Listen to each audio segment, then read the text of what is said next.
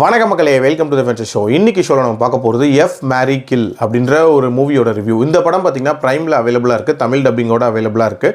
இந்த படம் ஒரு டேட்டிங் ஆப் சீரியல் கில்லரை மையமாக வச்சு அமைக்கப்பட்ட கதை. ஆக்சுவலாக இந்த படத்தோட ஸ்டார்டிங்லேயே அந்த பகுதியில் நிறைய கொலைகள் தொடர்ந்து நடந்துட்டு இருக்கு. அதுவும் ஒரு டேட்டிங் ஆப் சீரியல் கில்லர் தான் ஒருத்தன் கொலை பண்ணிட்டு இருக்கான் அப்படின்ற மாதிரியான ஒரு நியூஸ் வருது. இந்த டைமில் தான் நம்ம ஹீரோயின் இருக்காங்களா, அவங்களுக்கு வந்து புதுசாக பிரேக்கப் ஆகிருக்கும். ஸோ அதனால் டேட்டிங் ஆப்பில் பயங்கர தீவிரமாக வந்து பாய் ஃப்ரெண்டை தேடிட்டு இருப்பாங்க. நம்ம ஹீரோயினோட ஃப்ரெண்ட்ஸ், அவங்க அக்கா எல்லாருமே வந்து இதை நீ பண்ணாத, ஏன்னா இப்போ இந்த சீரியல் கில்லர் ஆக்டிவாக இருக்கான், ஸோ உனக்கு ஆபத்து வரலாம் அப்படின்ற மாதிரி சொல்கிறாங்க. அந்த டைமில் நம்ம ஹீரோயின் அந்த டேட்டிங் ஆப் வழியாக 3 நபர்களோட டேட் பண்ணிட்டு இருப்பாங்க. இந்த 3 பேருமே வெவ்வேறு ப்ரொஃபஷனை சேர்ந்தவங்க அண்ட் வித்தியாசமான குணாதிசயங்கள் கொண்டவங்களா இருப்பாங்க.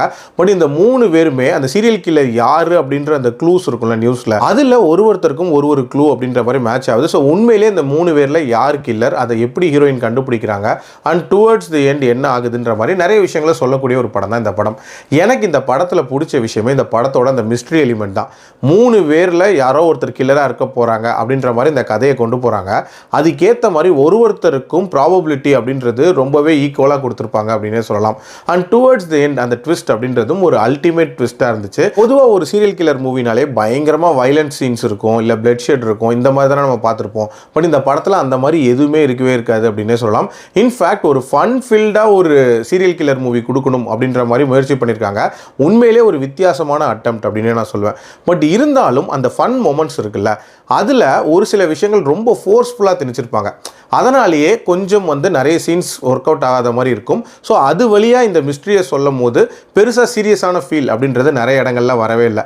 அது ஒரு சின்ன ட்ராபேக்காக நான் பார்க்குறேன். ஸோ ஒரு ப்ராப்பரான சீரியல் கில்லர் மூவி நீங்கள் பார்க்குற மைண்ட் செட்டில் பார்த்தீங்க அப்படின்னா இந்த படம் கொஞ்சம் டிசப்பாயின்மெண்ட்டாக தெரியலாம் அப்படின்னே சொல்லுவேன். அண்ட் டியூரேஷன் வைஸ் பார்த்தீங்க அப்படின்னா 1.5 மணி நேரத்துக்குள்ளே முடியக்கூடிய ஒரு படம் தான். ஓவரால் ஒரு டீசென்ட்டான மிஸ்ட்ரி த்ரில்லர் மூவி.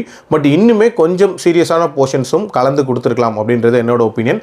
என்னோட ரேட்டிங் இந்த படத்துக்கு 3 out of 5.